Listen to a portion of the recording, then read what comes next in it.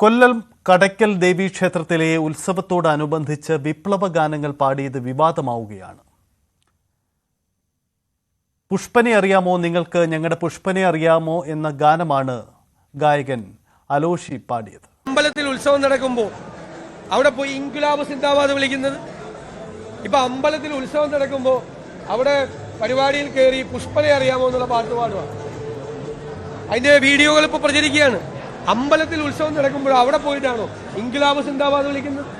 അവിടെ അക്രമം ഉണ്ടാകുമ്പോൾ പോലീസിനല്ലേ അക്രമം ഇല്ലാതാക്കേണ്ടത്? കഴിഞ്ഞ വർഷം ഇതേ ക്ഷേത്രത്തിൽ ഗായിക ഗൗരി ലക്ഷ്മി ബലികുടീരങ്ങളെ അടക്കമുള്ള പാട്ടുകളും പാടിയിരുന്നു. രഞ്ജിത്ത് രാമചന്ദ്രൻ ചേരുന്നു. രഞ്ജിത്ത്, ഈ ക്ഷേത്ര ഭരണസമിതി ആരുടേതാണ്? ക്ഷേത്ര ഭരണസമിതിയുടെ അനുമതിയോടെയല്ലേ അവിടെ ഈ ഗാനം ആലപിച്ചത്? തീർച്ചയായും സൈത്ത്, ഈ കടയ്ക്കൽ തിരുവാതിരയുടെ 9ാം ദിവസമായ തിങ്കളാഴ്ച വൈകിട്ടാണ് ഇത്തരത്തിൽ ഒരു പരിപാടി നടന്നത്. ഈ ഗസൽ ഗായകനായ അലോഷി ആദത്തിന്റെ നേതൃത്വത്തിലായിരുന്നു പരിപാടി.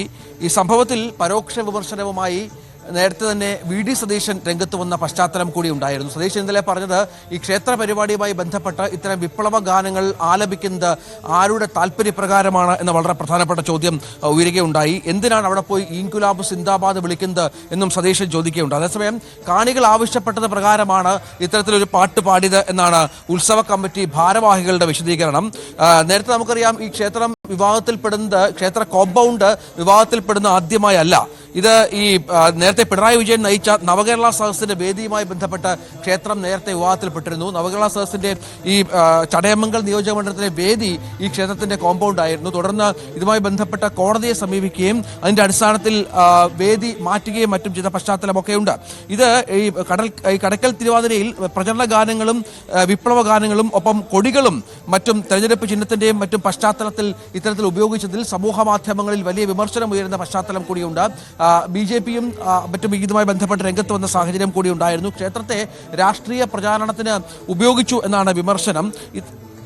ഇത്തരത്തിൽ ഈ വിമർശനം സമൂഹ മാധ്യമങ്ങൾ ഉയരുകയും തുടർന്നാണ് പ്രതിപക്ഷ നേതാവ് ഈ വിഷയത്തിന്റെ ഭാഗമായി പ്രതികരിക്കുകയും മറ്റും ചെയ്തത്. ഏതായാലും ഇതുമായി ബന്ധപ്പെട്ട് വലിയ തോതിലുള്ള സമൂഹ മാധ്യമ വിമർശനം നടക്കുന്നുണ്ട് എന്നത് ഇതിന്റെ പശ്ചാത്തലം കൂടിയാണ്.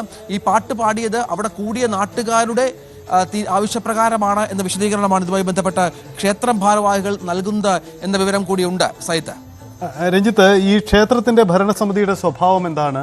ദേവസ്വം ബോർഡുമായി ബന്ധപ്പെട്ടതാണോ, അതല്ലെങ്കിൽ പ്രാദേശിക നേതൃത്വമാണോ അതിന്റെ സംവിധാനം? എന്താണ്? അവർക്ക് എന്തെങ്കിലും പരാതിയുണ്ടോ ഇക്കാര്യം? തീർച്ചയായും ഇവിടെ CPM-ന് ഏറെ സ്വാധീനമുള്ള ഒരു സ്ഥലം കൂടിയാണ് ഈ കടയ്ക്കൽ മേഖല. അവിടുത്തെ ക്ഷേത്രത്തിന്റെ ഭാരവാഹികൾ, ക്ഷേത്രത്തിന്റെ ഭരണസമിതിയും മറ്റും CPM പ്രവർത്തകരും നേതാക്കളും മറ്റുമാണ് എന്ന വളരെ പ്രധാനപ്പെട്ട ഒരു പ്രത്യേകത കൂടിയുണ്ട്.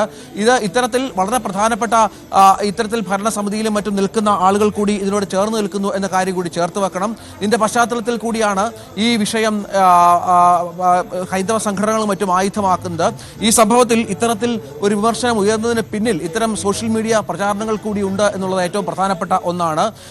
നേരത്തെയും ഇത്തരത്തിൽ ചില സംഗതികൾ ഇവിടെ ഉണ്ടായിട്ടുണ്ട് എന്ന കാര്യം കൂടി ഇതിനോട് ചേർത്ത് വെക്കേണ്ട പശ്ചാത്തലം കൂടിയുണ്ട്. ഇത്തരത്തിലാണ് ഈ കാര്യങ്ങൾ മുന്നോട്ട് പോകുന്നത്. ഏതായാലും വലിയ വിമർശനം സമൂഹ മാധ്യമങ്ങളിലൂടെ മറ്റും ഉയരുന്ന സാഹചര്യം കൂടി ഇതിനോട് ചേർത്ത് വെക്കണം. അതെ, രഞ്ജിത്തിലേക്ക് വരാം. ഇപ്പോൾ ദീപു, അവിടെ CPM-ന്റെ ലോക്കൽ സെക്രട്ടറി നമുക്കൊപ്പം ചേരുന്നു. ശ്രീ ദീപു, ഈ കടയ്ക്കൽ തിരുവാതിരയുമായി ബന്ധപ്പെട്ട് കടയ്ക്കൽ ദേവി ക്ഷേത്രത്തിൽ നടന്ന ഈ പരിപാടിയിൽ വിപ്ലവ ഗാനം പാടിയെന്നാണ് പ്രതിപക്ഷ നേതാവും BJP-യും ഒക്കെ ആരോപിക്കുന്നത്. ഇതെന്തുകൊണ്ടാണ് ഇത് സംഭവിക്കുന്നത്? സാധാരണ ക്ഷേത്ര ഉത്സവങ്ങളിൽ ഇതൊന്നും പരിചിതമല്ലല്ലോ. ഹലോ ശ്രീ ദീപു, കേൾക്കാൻ കഴിയുന്നുണ്ടോ? അതായത് ഈ കടയ്ക്കൽ ക്ഷേത്രത്തില് ഓരോ സംഘടനകളാണ് പരിപാടി നടത്തുന്നത്. കടയ്ക്കൽ അവിടുത്തെ വ്യാപാരി വ്യവസായ സമിതിയാണ് ആ പ്രോഗ്രാം നടത്തിയത്. ഹലോ, കേൾക്കുന്നുണ്ട്. ദീപു പറഞ്ഞോളൂ.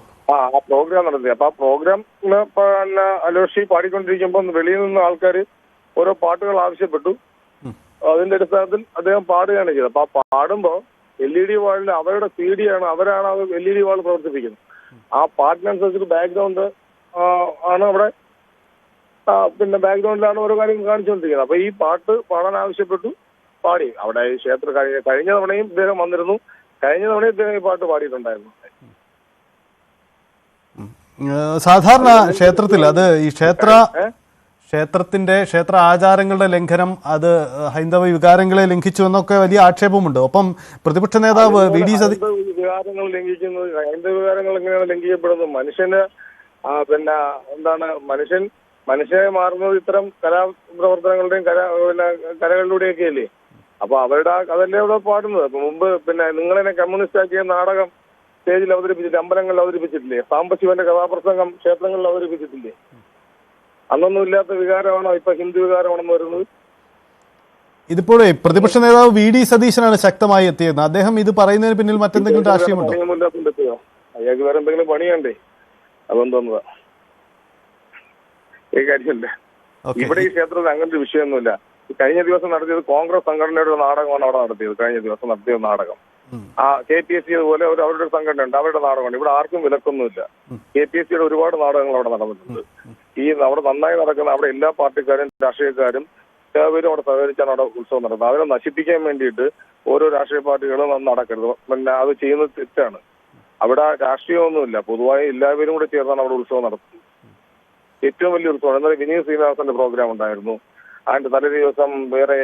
അങ്ങനെയാണെങ്കിൽ ഈ DG ഒന്നും നമുക്ക് നടത്താൻ പറ്റില്ലല്ലോ. ആചാര ലംഘനമാണെന്ന് പറഞ്ഞ് DG നടത്താൻ പറ്റുമോ? പറ്റത്തില്ലല്ലോ. അവിടെ DG ഉണ്ടായിരുന്നു. ഇന്ന് കനലിന്റെ ഒരു ബാൻഡ് ഉണ്ടായിരുന്നു. അങ്ങനെ നിരവധി പരിപാടികൾ ഉണ്ടായിരുന്നു. ഈ പ്രതിപക്ഷ നേതാവ് ഉന്നയിക്കുന്ന പോലെ പ്രാദേശികമായ അതൊരു പ്രശ്നമല്ല. അവിടെ ഒരു തർക്കവും മറ്റു രാഷ്ട്രീയ പാർട്ടിക്കാർക്കിടയിലും അത്തരം തർക്കമില്ലെന്നാണ് താങ്കൾ പറഞ്ഞത്. അവിടെ എല്ലാ തരത്തിലുള്ള ഇന്നൊരു കഥാപ്രസംഗമുണ്ട്, ചിറക്കര സലിംകുമാറിന്റെ കഥാപ്രസംഗം. അത് കഴിഞ്ഞ് വൈക്കം വിജയലക്ഷ്മിയുടെ ഗാനമേള. ഈ ഗാനമേള ഏതെല്ലാം പാട്ട്, വിപ്ലവ ഗാനവും നാടകഗാനവും ഒക്കെ പാടിക്കൂടി? മനുഷ്യർക്ക് ആസ്വദിക്കാൻ വേണ്ടിയില്ലേ, ജനങ്ങൾക്ക് ആസ്വദിക്കാൻ വേണ്ടിയല്ല സംഘടിപ്പിക്കുന്നത്. ഇത് ആവശ്യമില്ലാത്ത കാര്യങ്ങളാണ് ഈ പറഞ്ഞു പരത്തുകയും പറഞ്ഞ് ഉണ്ടാക്കുകയും ചെയ്യുന്നത്. അവിടെ അങ്ങനത്തെ വിഷയങ്ങളൊന്നുമില്ല. ആർക്കും എല്ലാ അതിന്റെ പ്രസിഡന്റ് ആയിട്ടിരിക്കുന്ന ആള്, അത് വേറൊരു രാഷ്ട്രീയ പാർട്ടിയിലുള്ള ആള്, അങ്ങനെ രാഷ്ട്രീയം നോക്കിയൊന്നുമല്ല അവിടെ ആരെയും തീരുമാനിക്കുന്നത്. പൊതുവായി കൂട്ടി ആലോചിക്കുന്നു, ചെയ്യുന്നു, സമാധാനപരമായ കാര്യങ്ങൾ നടന്നുകൊണ്ട് പോകുന്നു. അല്ലാതെ ഇതൊന്നും അറിയാത്ത ആൾക്കാരാണ് ഓരോ കാര്യങ്ങൾ പറഞ്ഞു വരുത്തുന്നത്. അല്ല, നിങ്ങൾ ബോധപൂർവമായി ഡിവൈഎഫ്ഐയുടെ ഇപ്പം അലോഷി അറിയാം, അദ്ദേഹം വിപ്ലവ ഗാനങ്ങൾ കൂടുതലായി പാടുന്ന ആളാണ്. അദ്ദേഹം ഈ പുഷ്പനെ അറിയാമോ എന്ന പാട്ട് ചോദിക്കുമ്പോൾ നമുക്കറിയാം അത് ഡിവൈഎഫ്ഐയും ഇടതുപക്ഷവും CPM ഒക്കെ പശ്ചാത്തലമായി വരുന്നതാണ്. അങ്ങനെ ബോധപൂർവമായി അലോഷിയൊക്കെ അവിടെ കൊണ്ടുവന്നു എന്നതാണ് ഇവർ ഉന്നയിക്കുന്ന ആരോപണം. അങ്ങനെയാണോ? അത് ബോധപൂർവം അല്ല. നമ്മുടെ അവിടെ പ്രോഗ്രാം നടത്തി, ഇന്നലെ പ്രോഗ്രാം നടത്തിയത് റിഗാരി നമ്മുടെ ഗോൾഡ് പാലസ് എന്ന് പറയുന്ന ഒരു ജുവലറിക്കാരാണ് വിനീത് ശ്രീനിവാസനെ അവിടെ കൊണ്ടുവന്നത് ഗാനമേളയ്ക്ക്. അതിലും വിപ്ലവ ഗാനങ്ങളും ഒക്കെ ഉണ്ടായിരുന്നുണ്ട്. മനസ്സിലായില്ലേ? ഇന്നിപ്പോ നടക്കുന്ന പ്രോഗ്രാമിന് ഒരു 5 വനിതകളുടെ, കോഴിക്കോട് 5 വനിതകളുടെ ഒരു ബാൻഡാണ് അത് കൊണ്ടുവരുന്നത്. റിഗാരിയ മഞ്ഞണി റിഗാരിയ എന്ന് പറഞ്ഞ ജുവലറിക്കാരാണ് അവിടെ കൊണ്ടുവരുന്നത്. ജുവലറിക്കാരും വ്യാപാരി വ്യവസായ സമിതി ഏകോപന സമിതിയാണ് അന്ന് കൊണ്ടുവന്നത്. വ്യാപാരി വ്യവസായ സമിതിയാണ്. മനസ്സിലായില്ലേ? പിന്നെ എന്തോന്ന് ഒരു കെജയെ പോലെ ഒരു ബാഗ്, അയാളുടെ പേര് ഞാൻ മറന്നുപോയി. ഇല്ല, വേടനെന്നൊക്കെ പറയില്ലേ, അതുപോലെ ഒരു പരിപാടിയാണ്. ആ പേര് ഞാൻ മറന്നുപോയി. ആ പുള്ളിയുടെ ഒരു ഇതുണ്ടായിരുന്നു. ഈ ഗോൾഡ് പാലസ് നടത്തുന്നത് മുസ്ലിമാണ്. മനസ്സിലായില്ലേ? അവിടെ മുസ്ലിങ്ങൾ ഉൾപ്പെടെയുള്ളവരാണ് പരിപാടി സ്പോൺസർ ചെയ്യുന്നത്. അവിടെ ഹിന്ദുത്വം എല്ലാം അങ്ങനെ ഒന്നുമില്ല. അവിടുത്തെ നമ്മുടെ പ്രോഗ്രാം നോട്ടീസ് എടുത്ത് അറിഞ്ഞാൽ എത്രയോ മുസ്ലിം സമുദായത്തിൽപ്പെട്ടവരുടെ പ്രോഗ്രാം സ്പോൺസർ ചെയ്യുന്നുണ്ട്. നമ്മുടെ നാട്ടുകാർക്ക് എല്ലാം അറിയാം. അപ്പൊ അതൊക്കെ വെറുതെ ആൾക്കാരെ തെറ്റിദ്ധരിപ്പിക്കാനും തമ്മിലടിപ്പിക്കാനുള്ള പരിപാടിയാണ്. VD സതീശനൊക്കെ കുറച്ചുകൂടെ പക്വമായിട്ട് ഇടപെടണം എന്നാണ് ഈ ചെറിയ ഒരു പൊതുപ്രവർത്തനം എനിക്ക് പറയാനുള്ളത്. വളരെ പക്വമായിട്ട് ഇടപെടണം, എന്നാലും ആൾക്കാരെ തമ്മിലടിപ്പിക്കരുത്. ചാനലിലൊന്ന് പ്രത്യേകം പറയണം. ഈ അലോഷി പാടിയന്റെ ഇടയ്ക്ക് ഇൻകുലാബ് സിന്ദാബാദ് എന്ന മുദ്രാവാക്യമുണ്ട്. അത് ആ ഗാനത്തിന്റെ ഭാഗമാണെന്ന് പ്രതിപക്ഷ നേതാവ് തിരിച്ചറിയാതെ പോയതാണോ? കേൾക്കുന്നില്ല. അതായത് ഈ അലോഷി പാടിയതിനൊപ്പം ഇൻകുലാബ് സിന്ദാബാദ് എന്ന് അദ്ദേഹം പ്രയോഗിക്കുന്നുണ്ട്. അത് ആ ഗാനത്തിന്റെ ഭാഗമാണ് എന്ന് പ്രതിപക്ഷ നേതാവ് തിരിച്ചറിയാതെ പോയതാണോ? മോശം പദമൊന്നുമല്ലല്ലോ. ഇൻകുലാബ് സിന്ദാബാദ് എന്ന് പറഞ്ഞാൽ മോശം പദമാണ് അല്ലല്ലോ. നാട്ടിന് മൊത്തം എത്രയോ പാവപ്പെട്ട ജനങ്ങളെ എന്ന് മോചിപ്പിക്കാൻ വേണ്ടി ഉപയോഗിക്കുന്ന പദമാണ്. അത് കാര്യമൊന്നുമില്ല. ഇവിടെ നമ്മുടെ നാട്ടിൽ അങ്ങനെ പ്രശ്നമൊന്നുമില്ല സാർ. വളരെ നന്ദി ദീപു പ്രതികരിച്ചതിന്. എന്തായാലും ഈ കടയ്ക്കൽ തിരുവാതിര വളരെ പ്രാദേശികമായി വളരെ പ്രാധാന്യമുള്ള പരിപാടിയാണ്. അവിടുത്തെ ഈ പരിപാടിയിൽ അവതരിപ്പിച്ചതുമായി ബന്ധപ്പെട്ടാണ് പ്രതിപക്ഷ നേതാവ് രംഗത്ത് വരുന്നത് എന്നതാണ് സാഹചര്യം. പ്രതിപക്ഷ നേതാവ് ചൂണ്ടിക്കാണിക്കുന്നത് ബോധപൂർവമായി ഇത്തരം ക്ഷേത്രവേദിയിൽ മുദ്രാവാക്യം വിളിക്കുന്ന നീക്കമുണ്ടായി എന്നതാണ്, അതിന് പിന്നിൽ രാഷ്ട്രീയമുണ്ട് എന്നതാണ് ആരോപിക്കുന്നത്. രഞ്ജിത്ത് രാമചന്ദ്രൻ തുടരുന്നുണ്ട്. രഞ്ജിത്ത്, ഈ ദീപു അവിടുത്തെ ലോക്കൽ സെക്രട്ടറി പറയുന്നത് പ്രാദേശികമായി അവിടെ ഒരു പ്രശ്നമൊന്നുമില്ല, പ്രതിപക്ഷ നേതാവ് മാത്രമാണ് പ്രശ്നം ഉന്നയിക്കുന്നതെന്നാണ് പറയുന്നത്. യഥാർത്ഥത്തിൽ അങ്ങനെയാണോ?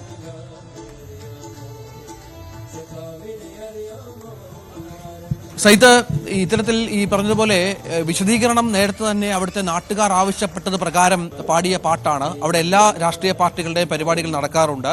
അതിന്റെ ഭാഗമായി തന്നെ ഈ വിപ്ലവ ഗാനങ്ങൾ പാടിയ ഒരു ഗായകൻ ഇത്തരത്തിൽ ഗാനവുമായി വന്നപ്പോൾ അവിടുത്തെ പ്രദേശവാസികൾ അവിടെ കൂടിയിരുന്ന കാണികൾ ആവശ്യപ്പെട്ടത് പ്രകാരം പാടിയ പാട്ടാണ് എന്നാണ് നേരത്തെ മുതൽ തന്നെ വിശദീകരണം. അത്തരത്തിലാണ് അവിടുത്തെ ക്ഷേത്ര ഭാരവാഹികളുടെ മറ്റു വിശദീകരണം. മറ്റു മതവിഭാഗങ്ങളുടെയും ഈ പറഞ്ഞ എല്ലാവരും ചേർന്ന് സംയുക്തമായി നടത്തുന്ന പരിപാടികളാണ് എന്ന് നേരത്തെ തൊട്ടവർ പറയുന്നുണ്ട്. പക്ഷേ ഇത് ഏറ്റവും വലിയ ശ്രദ്ധേയമായത് ഇതുമായി ബന്ധപ്പെട്ട് ഹൈന്ദവ സംഘടനകൾ സോഷ്യൽ മീഡിയയിലൂടെ വലിയ പ്രചരണം നടത്തുകയും മറ്റും ചെയ്യുന്ന സാഹചര്യമുണ്ട്. പ്രതിപക്ഷ നേതാവ് വി ഡി സതീശനും ഈ വിഷയത്തിൽ ശക്തമായ നിലപാട് സ്വീകരിക്കുന്ന പശ്ചാത്തലമുണ്ട്.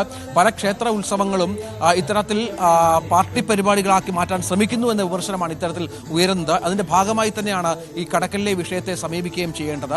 ആ വിമർശനം, സമാനമായ വിമർശനം ആവർത്തിക്കുന്ന സാഹചര്യമാണ് ഇവിടെയുള്ളത്. ഏതായാലും ക്ഷേത്ര ഭാരവാഹികളും അവിടുത്തെ CPM പ്രാദേശിക നേതൃത്വമൊക്കെ ഇതുമായി ബന്ധപ്പെട്ട വിശദീകരണവുമായി രംഗത്ത് വന്ന സാഹചര്യമുണ്ട്. അവിടെ ആർക്കും അത്തരത്തിൽ എതിർപ്പുണ്ടായിട്ടില്ല. ഇതുവരെ പ്രാദേശികമായി യാതൊരു എതിർപ്പുമില്ല. പുറത്തു നിന്നുള്ളവർക്കാണ് ഇത്തരം കാര്യങ്ങളെ അത് വലിയ തോതിൽ ചിത്രീകരിക്കപ്പെടുന്നത് എന്ന വിശദീകരണമാണ് ഉണ്ടാകുന്നത്.